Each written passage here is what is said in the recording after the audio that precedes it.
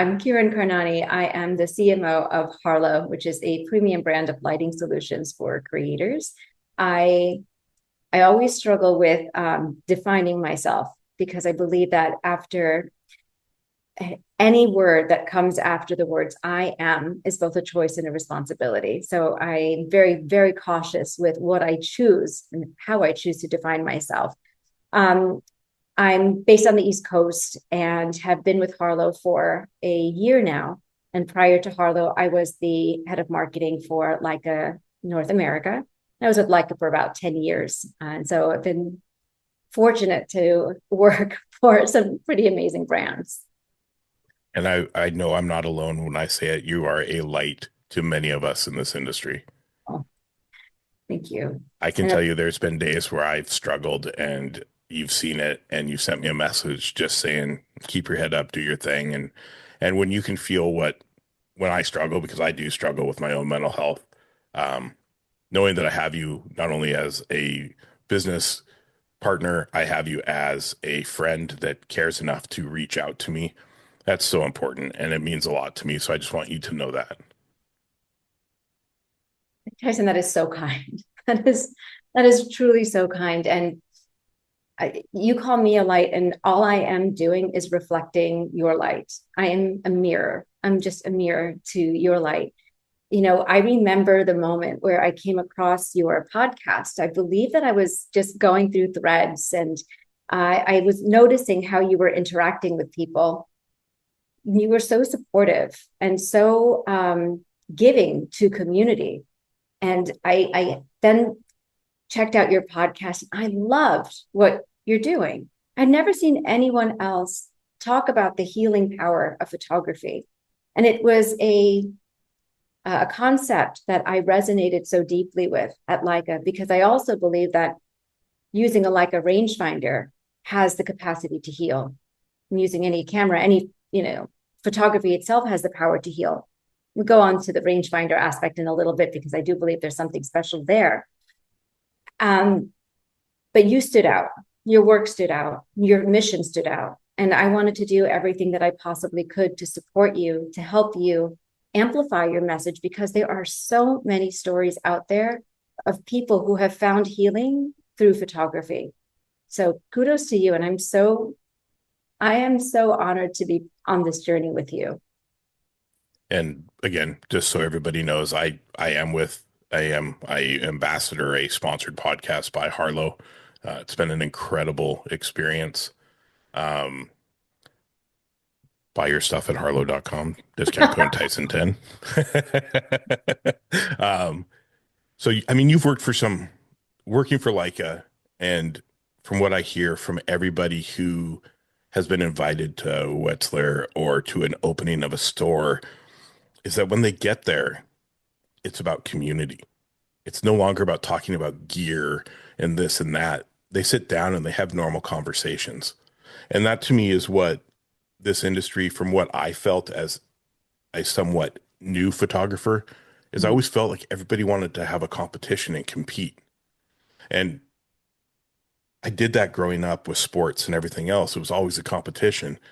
And it was one thing that never really resonated with me because when I found a team or friends that uplifted each other by supporting each other, that's when I felt like I was at my peak. So with this podcast or with my message about I want to build a positive community. Talking to Take yesterday, um, he's doing his coffee camera and things about building the community here in Vancouver, Mhm. and I'm so grateful to be a part of that now that I can go and I can learn and I can share with others. So community to me is everything. If we have a positive community or people willing to help each other, um, then everybody has a chance to succeed at whatever it is they're doing. Where competition or talking people down is never going to do anything. One, it's going to make you look like a jerk. And two, it's going to really affect people who maybe don't have that strong shell that don't go, doesn't matter. It just sits there and it beats them down. So when Threads started, I saw that. That was what I saw. And I decided I would go and just be me. I was going to finally just authentically be who I am. And that's going to uplift everyone. See an image I love. Hey, I love this image. Thank you for sharing. And that's it. I'm not asking for a follow. I'm not asking for a like. I'm not asking for anything except to give that little piece of good to them Or for the day. So with Harlowe and with your Leica experience and the community that you've tried to build, do you follow that same ethos and that same path is just build positivity and greatness will come? so the way that I operate and navigate is not, it's interesting. I operate a lot through intuition. And intuition usually guides me in the direction of connecting with people, building community, even if I didn't recognize at the time that that's exactly what I was doing. I do feel exactly what you feel in that when you bring people together, the the work that we can co-create, is so much greater than what we can do by ourselves. There's a saying, if you want to go fast, go alone. If you want to go far, go together. There's a reason why we're social creatures, right? We're meant to come together. We're meant to co-create our art, our stories, our collective journeys. There's also an idea of separation, right? It's our ego, right? There's you, there's me, there's separation, there's good, there's bad, positive, negative. There's this world of duality that we live in. And I do believe that at a higher level, the path towards the full expression of ourselves comes when we come back to ourselves. What I mean by that is that when we recognize the greatness within ourselves, when we recognize the light within ourselves, it's much easier to connect with other people because you recognize that same light, that same greatness in other people. And then it has to be about community, because by supporting you, I'm also supporting myself. By supporting 15 other people, that's also part of my own growth, right? So this idea of community building is related to a path towards consciousness. It's related to serving other people, because in doing so, we're also serving the growth within. So true. It's funny because when I started this podcast, and you can hear it in the first 4 episodes or 3 episodes, the first three, I Mm-hmm. had no idea what I was trying to accomplish. I knew I wanted to be different and I knew I wanted to be this, but I would listen to photography podcasts, so I had an idea of what I had to say. And then episode 4 with Ryan HK is when he started talking about his cancer diagnosis and how he was suicidal, and that's when I said it hit me right in the heart, and I was still like I was just drawn to his words, Mm-hmm. and I said, "Hmm, I want something to be positive. I want it to be geared towards the mental health and the peace and tranquility a camera brings to me." Uh, I think I might have found what I wanted. And it took a while. I think it took another 10 or 15 episodes when James came on, James Rice, and hearing his story and being able to share our similarities with our backgrounds and our histories um, opened my mind to so many possibilities. This area of building a community, not just here in Canada and Vancouver where I am, but worldwide, where anyone can reach out and anybody can talk to somebody and have a positive reinforcement, or just somebody to share their downfall, or they're like, oh man, I didn't get it. Man, you Mm-hmm. didn't get it, but you were there. Like there's just these little things you can say. I missed out. I mean, I finished in the top 5 of a voiceover for a big new cartoon. And the guy's like, oh, you did a great job. Have you been doing this a long time? And I said, no, it's my first reading. And he looked at me with these eyes and said, we'll be calling you. Wow. Right. So it's, I'm learning to believe in myself through this podcast, and learning that I'm not alone through this podcast.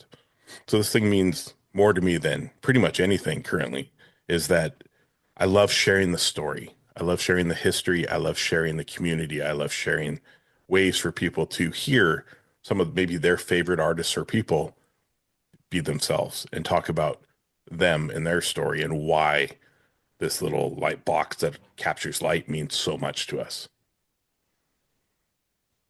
Why do you think that is? I'm still searching for my own reason.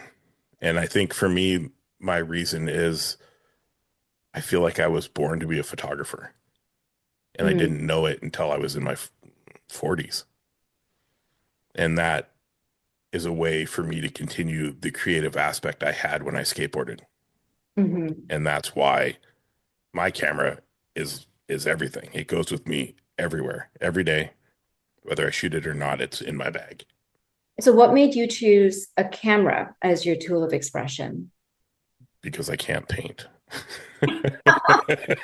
Would you have been, would you have chosen a paintbrush? um, I've been fascinated by people and artists that can paint. Hmm. Warhol, Hmm. Basquiat, just and the people that would do it with reckless abandon and just be themselves and throw it all out on the canvas. So I can't draw. I can't paint. So I was looking for something. And when I realized I could capture light and capture angle and capture images that not only felt amazing for myself to see, but Hmm. others in my family and other people in the public just they enjoyed them. I said, okay, maybe this is what is I need. And then I went in hard at COVID during one of my worst depressions I've ever been through. And it brought me out of it every day. I woke up looking forward to it and having to shoot it and making myself shoot it every day so I could learn the craft.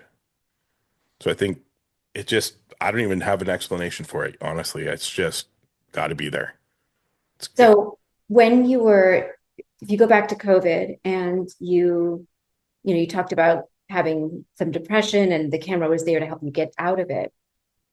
How did you, what, do you remember what it was that you were feeling when you had the camera? How did the camera help you? Or how did photography help you get out of that depression? I was at peace. Okay. I was no longer battling the demons in my head.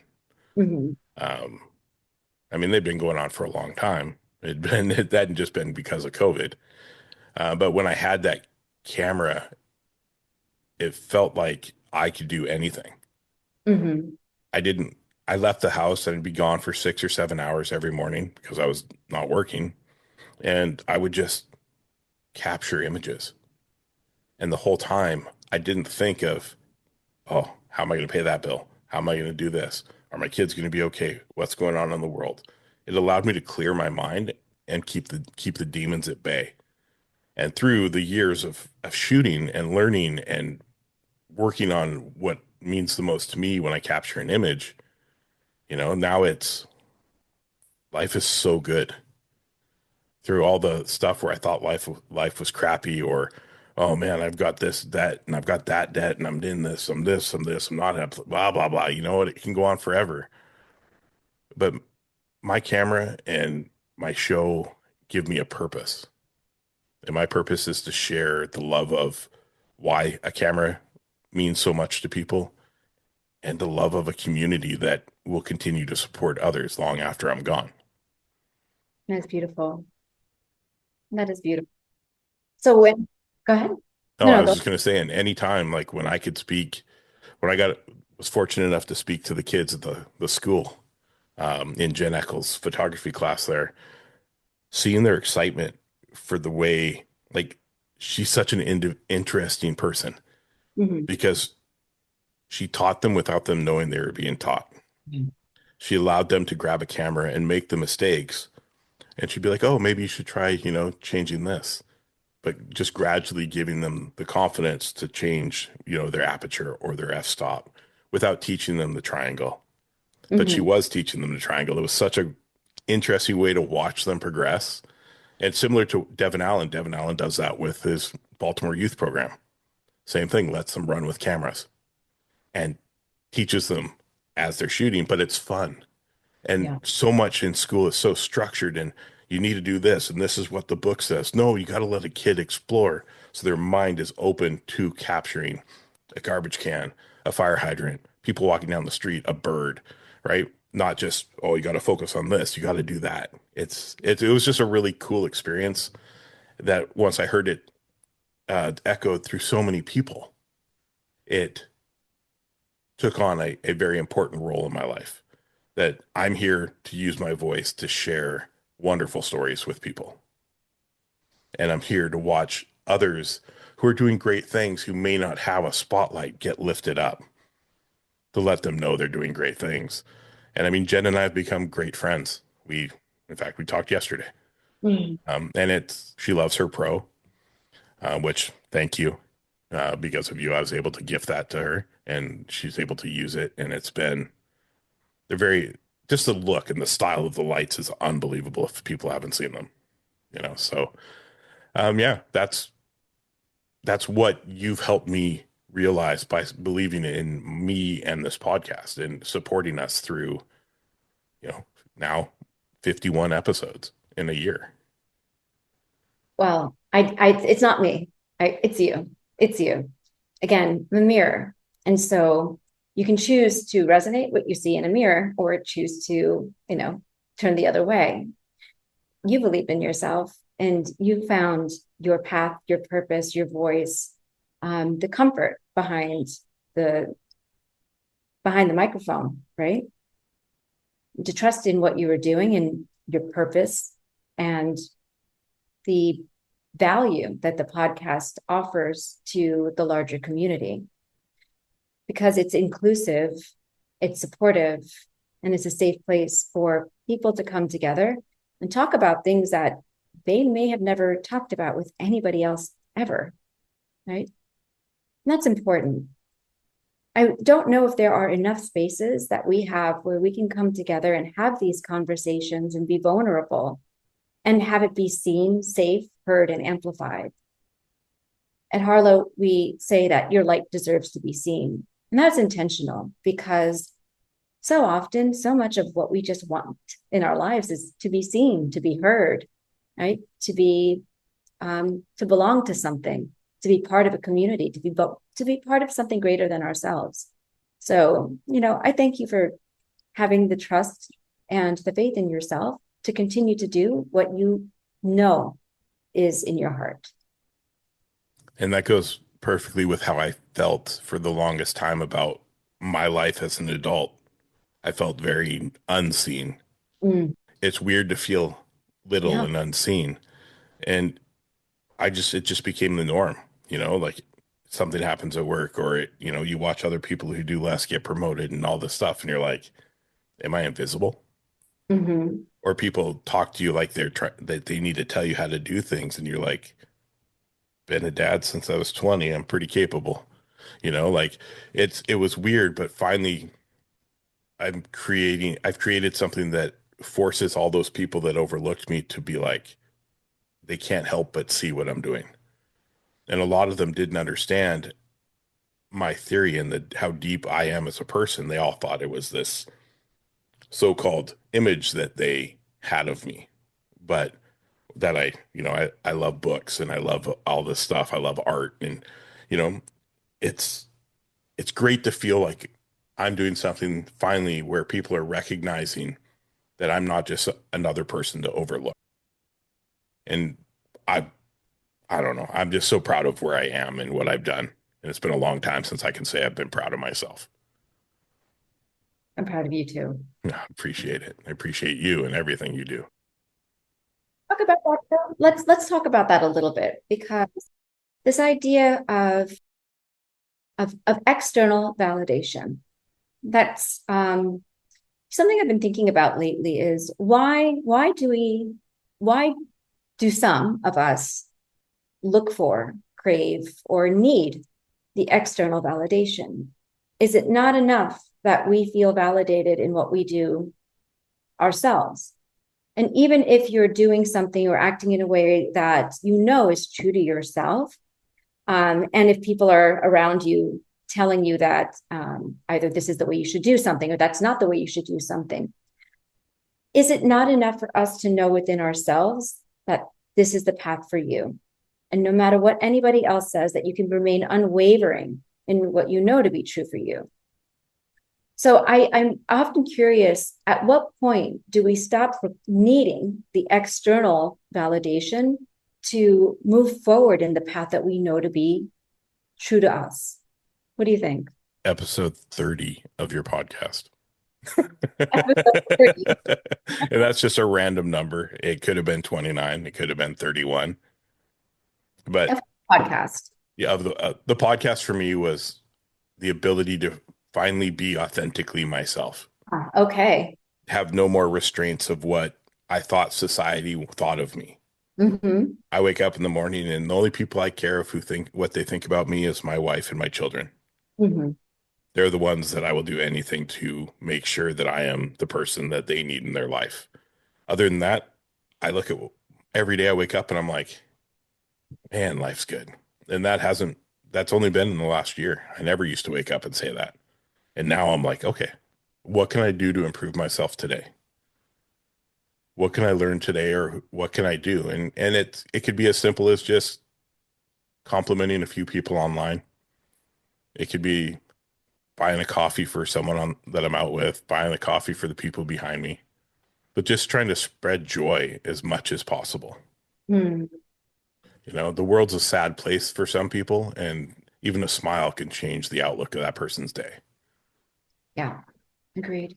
So, and that's why the brand motto for Harlowe is so important, because it resonates with me, because the your light deserves to be seen, and that it goes in so many ways. It goes in your personal life. We all have our own light, and your light does deserve to be seen, as well as the beautiful lights that we all use. Fair. So I love that connection, whether that was the connection or not. That's what I saw from it. So, ways to uplift people.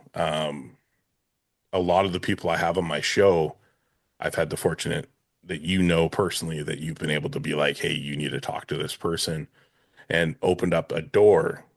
James Rice, we text all the time now. He's like my long lost uncle. It's Hmm. fantastic. There's a action sports photographer. Her name is Sarah Kemper. I reached out. I wanted to get more action sports photographers, and a gentleman posted her name and said she's incredible. She actually, while we're sitting here, just responded that she's nervous, but she'd love to do it. And that's the coolest part, is these people don't know who I am. They listen to an episode, they hear what I'm about, and then they're like, oh man, I'm nervous, but let's do it. And that's them allowing their light to shine even brighter. Grow and learn is what I'm trying to do. Very similar to the ethos also with Harlowe. It's all about the freedom to create, getting past the limitations of your own belief systems. We are our biggest roadblocks, right? And our path to see through those roadblocks. It's all within us.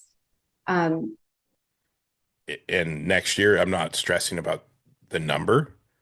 It's all about just continuing to build what I'm doing and making sure my quality keeps rising. there you go. Okay. So you have a very clear vision on what this looks like. I have to say that's you've been very clear with certain other areas, right? For your podcast, I think this is the first time I've heard your strategic approach without any texture or flavor of of trauma. Okay, we oftentimes show up with our projects, with our work. Oh, I saw the light go off. Uh, with the residue of our trauma. It informs how we show up with people. It informs how we show up with our project. Either it makes us persevere harder or it makes us retract, right? It's there. It's like the underlying story. This is the first time I heard you with so much clarity. So I would advise to lean into that. You are so on point. The craziest part is I also feel I've released so much of the hard trauma already, Yeah. that in previous episodes, that I no longer have to relive that moment. That Mm, moment has been, it still this, sucked, but it's also already been shared. yeah. And now I see what I need to do, and it's about providing the best platform I can for the people to share their story and continue to learn from it and grow and get it better and better and better and better. And, and not saying that it's not, I mean, the quality has improved drastically since I started, but I just want to see it keep improving. That's all I want to see. I want to be, I want to be here and focused and not worry about my own traumas when I'm sharing stories. Hey, can I ask, and I don't know, you can say no.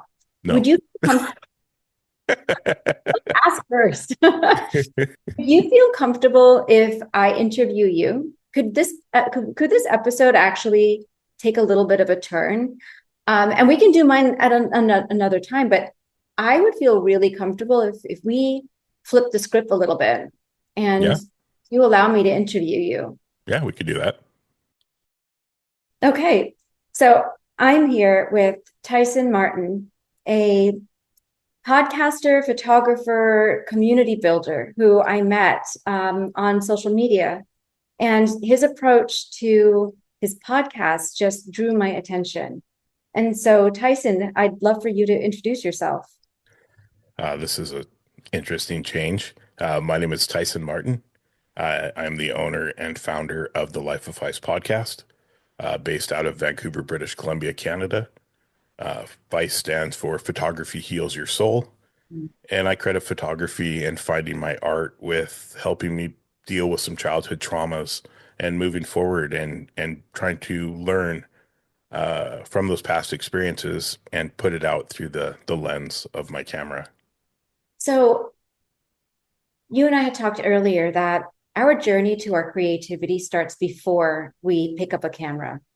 I am curious, what what was your journey to arrive at the camera as your creative tool of choice? From the time, so go way back, 1982. I was 8 years old. 8 years old? Yeah, I was eight. I found a skateboard in an alleyway by my aunt's house in Vancouver here. We'd come up to visit from my hometown of Milwaukee, Oregon. Mhm. Uh, and I had seen a couple kids skateboard and I was like, oh, that's super cool. And it was in a garbage can. So I took it home and I spent the rest of the summer trying to make it down a hill, Mhm. falling, crashing, hurting myself. Um, and then I still, at 50, remember the moment that I was actually able to make it down the whole hill and continue rolling. Mhm. So skateboarding became a long time creative outlet for me. I competed, I did all those fun things. Nine broken ankles later, I had to give it up. And I kind of lost my way. I lost my path. Yeah, I was a dad, but I put all my energy into work, not into Mhm. my family, just trying to keep up with the Joneses and have the fancy cars and the houses. And then I was at a moment where I was kind of lost in which direction I was going. I wasn't feeling like I had achieved anything, the typical thing we go through in life. And my daughter was going to Mexico to work at a resort, and she needed some money, and she sold me an old Nikon D3000. And I was like, yeah, sure, whatever. I'll buy it and I'll use it. I'll capture dog pictures of the kids. And then I went out and I started shooting some things, and I was like, oh, that was weird. It feels different. Something Mhm. feels different. So I started going on YouTube, YouTube University to learn about photography. Right. And I saw long exposure water and the milkiness of the water, but everything else was still sharp. And that set me on a journey for the next 6 months to try to figure out how to capture a long exposure image. And my very first one, which you can't see it, but it will be hanging in my studio, it's just down the hall here, Mhm. is framed and it's awful. But it was the first one where I looked at the back of my camera and I was like, oh man, I nailed it. And I had to learn more. So that started kind of really piquing my interest on capturing moments. Um, 2019 came around and COVID was starting to take over the world. And I had told myself I was going to go in. I wanted to buy a new mirrorless camera and start with something cool. I found Fuji at that time, and this snowballed into where I'm at now. I spent 3 months off work. I spent 7 hours a day wandering the forests around my house, capturing pictures of wildlife, of trees, of whatever it is, trying to live up to the motto, the 10,000 hour motto. Mhm. You have to spend 10,000 hours to perfect your craft. Mhm. I've nowhere near perfected my craft. I'm still learning every single day. But that really made me want to make photography not only something that I enjoyed doing, I love doing, but I kind of wanted to be known for it. Felt like I was capturing things different than others. And I just really wanted to be seen, as you said. Like I felt a lot of the times in my life I was unseen. So I was always striving for this, like, what's it going to take to make me seen? And, you get some interest on social media, you put a lot of effort into that, and you get a lot of likes on one, you get none on the other, you beat yourself up. And that turned into where I'm at now with the podcast or when I speak to classrooms and things like that, that my very first question is, do you want to be an artist or an influencer? And then I Mm, talk about the pitfalls of social media, getting caught up in that like number or the comment number or the follower number and how negative that can actually be on your life. mm, So in the end, the camera was everything. The camera allowed me to just finally shed trauma mhm. and see purpose. That is beautiful. Oh, just going back to what you mentioned about social media and that algorithm, our life can oftentimes have its own algorithm.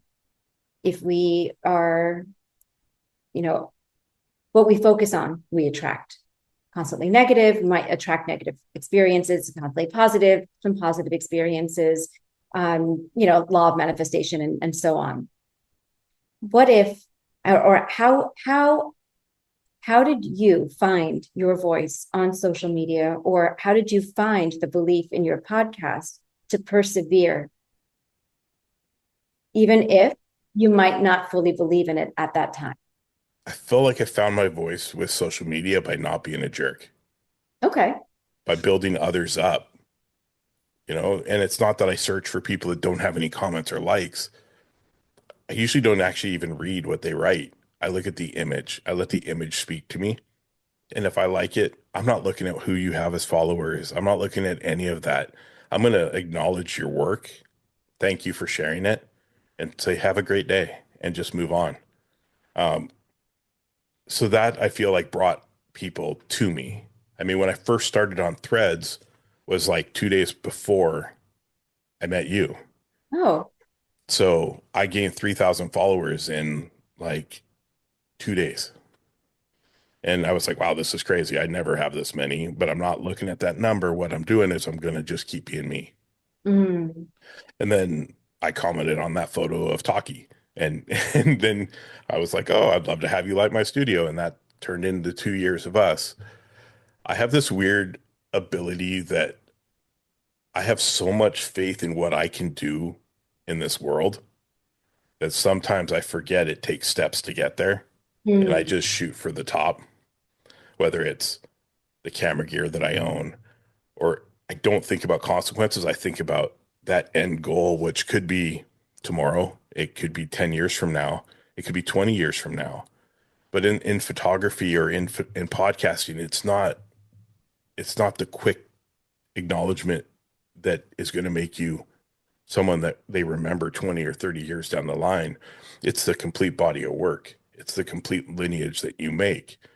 So for me to be where I'm at now and have that faith that this funny podcast that I thought about doing for 2 years and finally recorded in the corner of my kitchen has now turned into this lifelong passion to continue to share stories with so many amazing artists and athletes. And there's so many incredible people in the world that have a story to share that can inspire, KJ Brent. That guy's story is incredible going from, I don't want to share his story.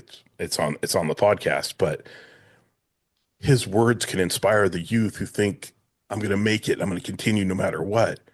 When he stood up and he said, if I don't make it this time, I'm done. I'm going to take care of my family. mm, That step right there takes so much courage when the only thing you know is that athletic achievement. So I've learned so much from every single person, all 51 people who I've already released their work, that I know no matter what I do, as long as I continue to keep on this path, continue to be authentically myself, finally, instead of putting these walls up and trying to be someone to make other people happy, I have no doubt that I will make something successful out of this, whether it happens today, tomorrow, or 10 years from now. How do you define success? I'm already successful at it. People listen to it and people email me and tell me how much they love it. That's all I actually need. I don't need Joe Rogan numbers. I need the people that I know. I release an episode and I know in that end of that first day, I know all 100 or 200 people. I know every single one of them personally. And that's just from me thanking them or just from a comment on social media that they turn into the show and they send me comments that say, you're going to change people's lives. That's more than I could have ever asked for when I started this. What was the vision that you had when you started the podcast, and how has it shifted in this moment? Uh, Honest answer, I didn't really have a vision when I started. You I had an just, idea of what you wanted to do. I did. I wanted to do something artist based. I wanted to share stories of, originally it was artists that I felt deserved more recognition for the amazing work they put out. Mhm. But it turned into another gear talk, which is awesome because we're all camera nerds. Man, we all love our cameras. All love the gear. I look around me right now and I'm like, I apparently love the gear. But um, it really took a few episodes of stumbling through what I'm doing. I was very fortunate. The first three people were friends, so it made it a little bit easier to um, record and talk to them because I knew them. Right. Prior to the first episode with my friend Al, I hadn't used Zoom ever. I had no idea how to edit audio, Mhm. so I had to figure out Zoom 15 minutes before I was supposed to be on. Oh, wow. And then I looked up a free editing program for audio, and that's what I still use to this day. But I taught myself in my living room while my family watched movies.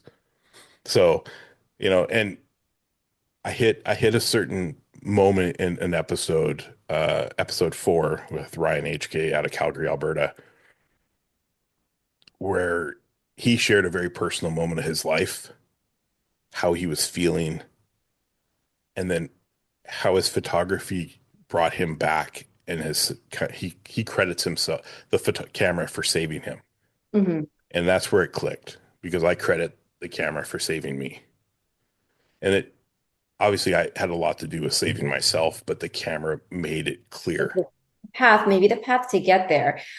Do you, in your experience, because with the number of people that you've interviewed, do you see what do you see as the connection between the camera and its capacity to heal?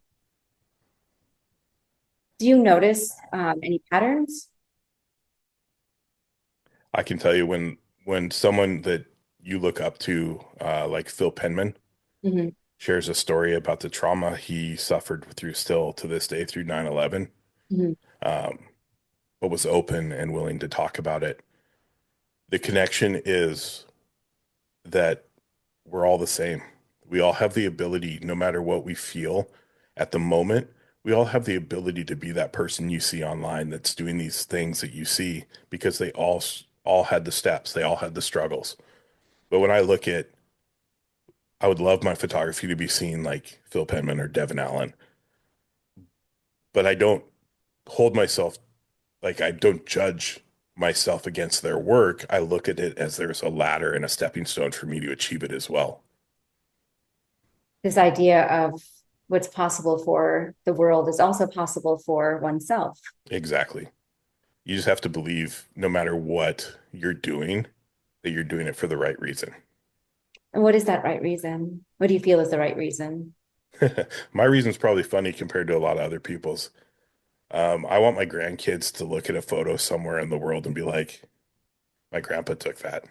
Um, I want to build a legacy for my family. And not for them to live up to me, but as maybe a guiding light that, sorry, I get emotional, but uh,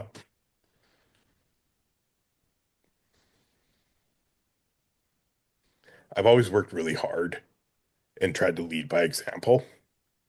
So I want to leave a guiding light for my kids to go, Dad did it. I can see how. So it's it's more than a camera. It's a way for me to express who I am and let them see that anything is possible if they believe enough. I see you. I see you. Thank you. Feel all weird. Not at all. This is part of the vulnerability and um, these are all those also, and they're not messy moments, right? These are real, raw moments. This is part of our humanity. And bearing witness to these conversations provides permission to other people to feel vulnerable in these spaces as well. It's so important to be able to share our stories and our journeys, the ugly parts, the messy parts, the beautiful parts, all of them we own. They're all part of us. I think one of the worst things that we can do to ourselves is to feel shame or guilt, feel invisible, because we deserve to take up space. We deserve to exist. We deserve to be here. We deserve to be seen. We deserve to be heard. It just depends on what you want. What do you want for your life? And then being able to craft it in a space of safety. And And it's I'm so sorry, I proud. don't mean to cut you off. It's strange because there's so many times while I'm talking to someone or I'm hearing their story and it's hitting me on like such a deep emotional level. Mhm. But I still battle with you got to be tough. You can't do this. People can't see you cry. But like I watch TV with my kids and something sad happens and I'm like wiping the tears away because I don't want them to see that, right? Because I'm dad. I'm there to protect them. I'm there, anything You both. happens, dad's has it, right? Can't you But do both? I'm Can't you be learning emotional and also be strong? Can you be sensitive and also be a protector? Can you be all of those things? Is it 100% I can. one piece and not the other? It's learning to accept everything that you show as an emotion as being okay. Well, it's more than okay. It's important because if you hold those, or if we hold those emotions in, what does that result in? Disease. It results in all sorts of disorders because we're not expressing or not allowing ourselves to feel our feelings. That is so important. And that's another thing that the podcast allowed me to do is actually release and feel, how can I word it?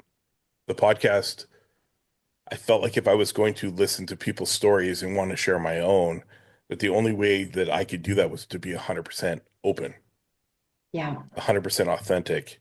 And it's something I'd strived for so long in my life for myself was to just be authentically who I am.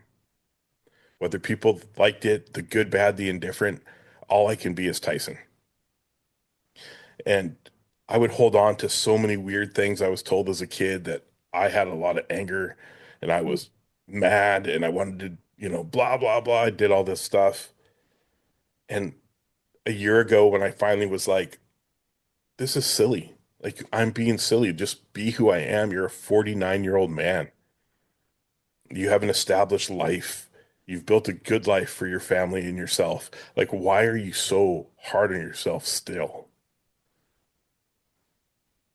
And it took this show and James's episode. Dear James Rice, I love him to death. But I haven't even told him this yet. So, James, you're going to hear something new. After our episode, I was finally able to say, Dad, I forgive you and I love you and I'm sorry you're gone. Because for the longest time, I hated him. I held him as the reason everything was failing in my life. And that is absolutely not true. Because through the good or the bad or everything that we had, I learned from him. I learned good things, I learned bad things, and I learned how to make a choice. Oh, that's powerful. And I And love. that's why I am who I am today, is Mhm. because I was willing to finally make the choice for me And in the long run, this choice is going to be for my family. It's going to be for everybody who gives me the moment of time to listen to something that I put out in a world that is overcrowded with podcasts that are about photography. People give me time, and there is nothing greater from another individual than them giving us time. The only true limited resource that we have. Yeah. And people do on a regular basis. When I was struggling, when I was worried about taking care of my family while I was in the hospital, I never asked for help. And I put out a help, just an ask, hey, if anybody can donate a coffee, anything that can help me at least pay some of my bills. And people stepped up and helped me. And when you're sitting in a room by yourself and nobody comes in because they can't, and you're staring at walls or out the window, and people you've never met personally are sending you messages every day, hey man, just checking on you, how you doing? Or hey, I just fired you something on your PayPal, just take a look. Like, I appreciate everybody who takes the time to give my show any amount of love, to give me any amount of love, because time is the one thing that always ends. So for them to take an hour out of their day or some of my shows that are 3 hours long to listen and then quote me something 2 hours and 45 minutes into a 3 hour episode, how can you ever not appreciate a person that's willing to share the one thing that isn't replaceable? So, I mean, the life of ice, well, it's my vision, it's my baby, it's my passion. Besides my actual therapist, it's kind of a therapist Mhm. because I keep this little notebook here, and this is by Field Made. They make these super cool Montreal company. Um, and of course, I have to brand it because I brand everything. But I write, this is my little personal notes to myself. And it's from the things I take from the people that I have on, or moments when I'm out and I remember them when I get home, I write them down. But it doesn't leave my desk. People are like, take it with you, write down what you see. No, because I want to have that moment of clarity when I get home. If it was important to my vision or my life or moving forward, then it's worth writing down and remembering. So I'm learning a lot about trying to be a better person, a better father, a better husband, uh, that it's okay to take risk. It's okay to jump with both feet. I mean, when I reached out to you about partnership on the podcast, I had no idea what I was doing. I just jumped. I believed enough in my what I saw this could be that it would be viable for both of us. Yes. And can I jump in on that Of very quick? course. To to wrap up our conversation, if you could if you could tell your 25-year-old self one thing to help them get them through the next 25 years of their life, based on everything that you've learned and everyone that you've spoken to and your experience with the Life of Phys podcast, what would you tell them? I would let them know that money and people come and go, but it's okay to be yourself. The younger you can figure out and find out who you are and authentically let that person out, the better off you will be. I would love to have had 25 years of authentic me, opposed to the last year of my life where I finally feel comfortable enough to be me and be who I am and continue Well, growing and loving every moment that my kids go to school and be like, my dad's famous. He's got a podcast. And it's hilarious to hear. But it's cool because they support me. well, we do too. And so, Tyson, thank you so much for sharing your story today. Oh, thank you. Yeah. I truly appreciate everything that that you personally, that Harlowe has done for me. everybody who listens. I truly believe that, you know, if you can open up and be comfortable enough to let the authentic you out, your world will be better. Thank you, Tyson. Thank you. Appreciate you so much. I All right. appreciate you.